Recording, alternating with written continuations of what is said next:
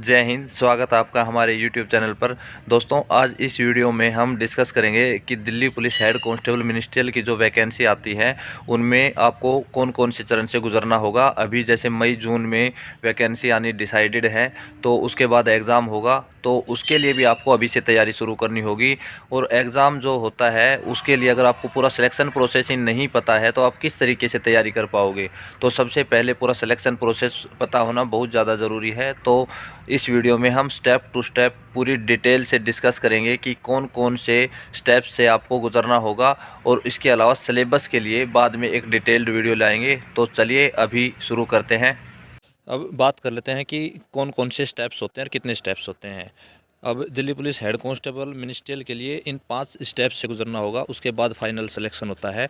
तो ये 5 स्टेप में सबसे पहला जो स्टेप होता है वो होता है CBT यानी कंप्यूटर बेस्ड एग्जामिनेशन। तो ये 100 नंबर का होता है। इसके बाद फिजिकल होता है, physical entrance test and measurement test. उसके बाद होता है कंप्यूटर टाइपिंग टेस्ट जो 25 नंबर का होता है, यानी कि जो टोटल है 125 नंबर में से फाइनल मेरिट बनती है। उसके बाद computer formatting test.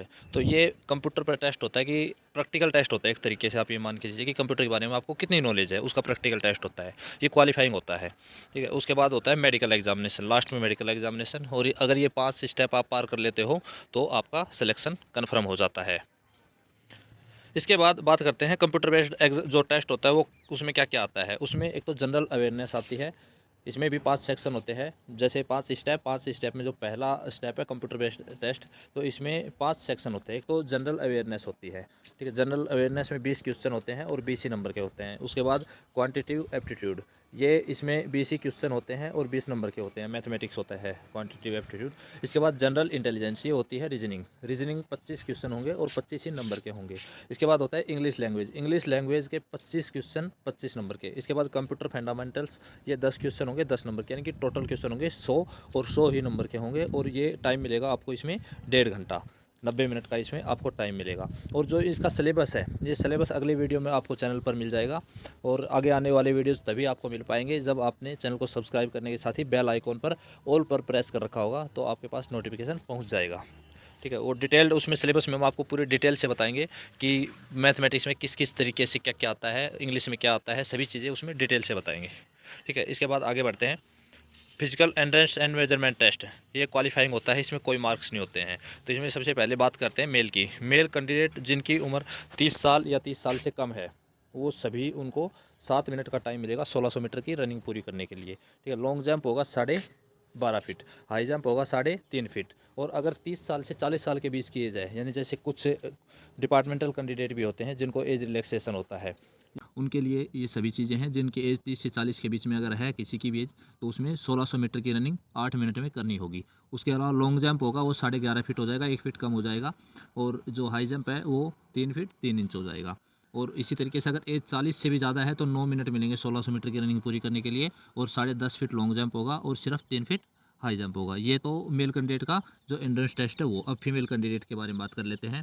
Female candidate में जिनकी उम्र 30 साल या 30 साल से कम है, उनके लिए 800 मीटर की रनिंग 5 मिनट में पूरी करनी होगी। और जो लॉन्ग जंप है वो 9 फीट होगा, ठीक है। ये जो फिजिकल की तैयारी है ना, ये आप साथ साथ करते रहिए। थोड़ा थोड़ा अगर टाइम देते रहोगे हर रोज़, अगर एक टाइम भी अगर आप रनिंग करते रहोगे तो उस टाइम तक आपका बहुत ज़बरदस्त स्टेमिना बन चुका होगा, ठीक है। हाई जंप इसमें 3 फीट होगा।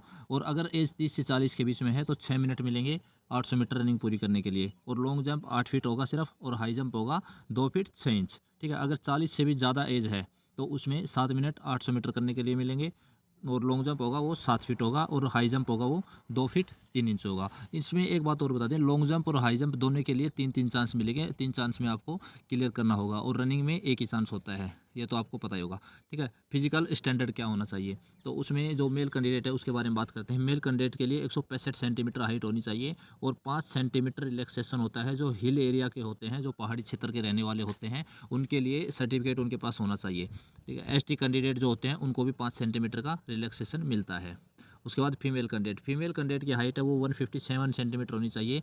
और उसके अलावा रिलैक्सेशन 5 सेंटीमीटर का मिलता है हिल एरिया के जो रेजिडेंट होते हैं वो। और SC ST कैंडिडेट को, ये अकॉर्डिंग टू जो नोटिफिकेशन था लास्ट टाइम, जो नोटिफिकेशन था उसके अकॉर्डिंग SC ST को दिया गया था। अब की बार देखते हैं ये रिलैक्सेशन सिर्फ ST कैंडिडेट को रहता है या SC कैंडिडेट को भी मिलता है। ये सिर्फ फीमेल कैंडिडेट में है, मेल कैंडिडेट में सिर्फ ST कैंडिडेट्स को है, उसमें SC कैंडिडेट्स को नहीं है। ठीक है, तो अपनी तैयारी जारी रखिए। ठीक है, उसके बाद आगे बढ़ते हैं। उसके बाद आते हैं चेस्ट मेजरमेंट। चेस्ट मेजरमेंट सिर्फ मेल कैंडिडेट्स की होती है। इसमें चेस्ट आपकी 78 सेंटीमीटर होनी चाहिए और फुलाव के बाद 82 सेंटीमीटर होनी चाहिए, और 5 सेंटीमीटर रिलैक्सेशन वही जो हिल एरिया से होते हैं उनके लिए 5 सेंटीमीटर का रिलैक्सेशन होता है, और ST कैंडिडेट को भी 5 सेंटीमीटर का रिलैक्सेशन होता है। ठीक है, फीमेल कैंडिडेट की सिर्फ हाइट मापी जाती है। उसके बाद आते हैं, अगला जो स्टेप है वो है टाइपिंग टेस्ट। टाइपिंग टेस्ट में क्या होता है, इंग्लिश में अगर आप टाइपिंग करोगे, आप दोनों में से कोई किसी भी एक लैंग्वेज में टाइप करना होगा, चाहे आप इंग्लिश में करो चाहे आप हिंदी में करो, दोनों में ज़रूरी नहीं है, एक में आपको बढ़िया स्पीड आपकी होनी चाहिए। ठीक है, अगर बिलो 30 है तो आप डिस्क्वालीफाई कर जाओगे। अगर इंग्लिश में आपकी स्पीड बिलो 30 है तो डिस्क्वालीफाई हो जाओगे। तो आपकी स्पीड 30 वर्ड्स पर मिनट तो होनी चाहिए। ठीक है, और 30 वर्ड्स है तो आपको 10 नंबर मिलेंगे, यानी क्वालिफाइंग के लिए 10 नंबर कंपलसरी है।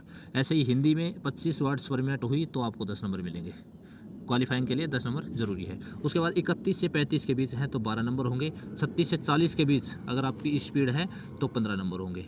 आपको एक बात और बता दें कि अगर आपकी एक गलती होती है तो उसमें आपकी स्पीड एक डाउन हो जाएगी। जैसे आपकी स्पीड 30 की आ रही है और आपकी अगर 3 मिस्टेक हो गई तो आपकी स्पीड को सिर्फ 27 की मानी जाएगी, 27 की स्पीड मानी जाएगी। इस तरीके से आपकी जो तैयारी है वो टाइपिंग स्पीड भी ज़बरदस्त होनी चाहिए। कम से कम 4 से 5 महीने आपको टाइपिंग की प्रैक्टिस हर रोज़ 2 से ढाई घंटे या 3 घंटे तक करनी होगी, तब जाके आपकी इतनी बेहतरीन स्पीड होगी कि आप यहाँ मार्क्स अचीव कर पाओ, क्योंकि ये एक बहुत ज़्यादा डिफरेंस डालेंगे ये मार्क्स। ठीक है, 41 से 45 के बीच 18 नंबर होंगे, और 46 से 50 के बीच 21 नंबर होंगे, और 50 से ज़्यादा अगर स्पीड है तो 25 नंबर होंगे। फुल नंबर होंगे 50 वर्ड्स पर मिनट अगर स्पीड है, हिंदी में वही 45 वर्ड पर मिनट, ये आप देख सकते हो।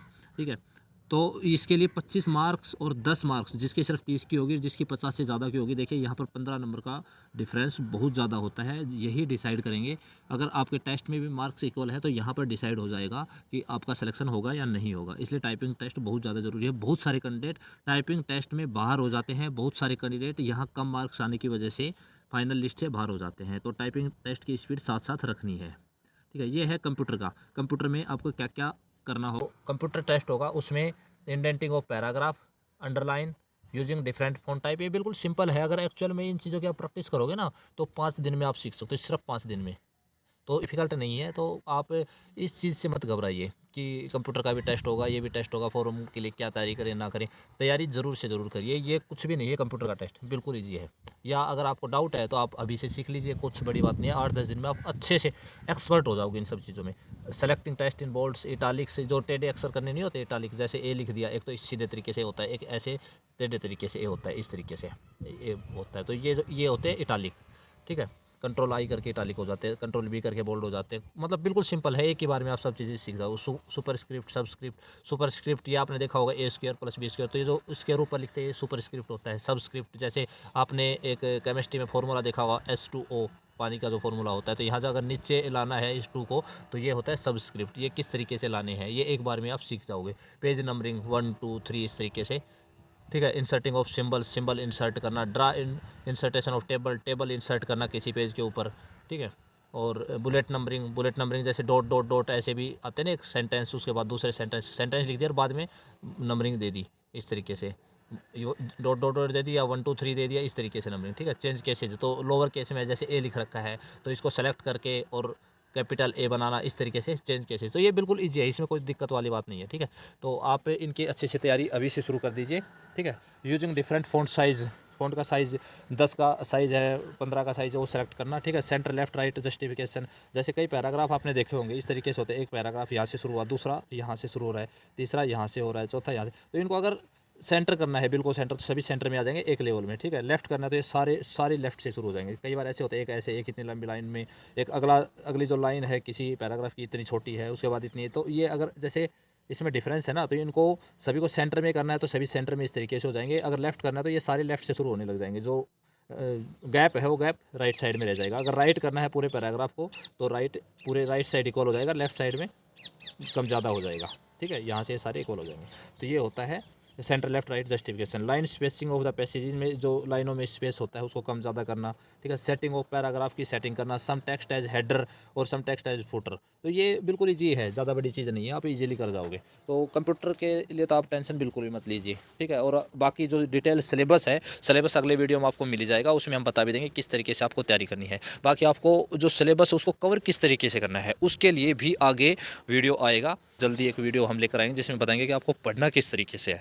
हर चीज़ आपको इस चैनल पर बताई जाएगी ताकि आपका सिलेक्शन हो सके। तो ये था पूरा सिलेक्शन प्रोसेस, आपको ने अच्छे से देखा और समझ लिया होगा। और अगर आप चैनल पर पहली बार आए हो तो चैनल को सब्सक्राइब जरूर कर लेना। मिलते हैं नेक्स्ट वीडियो में नई अपडेट्स के साथ। Bye bye, take care, good luck.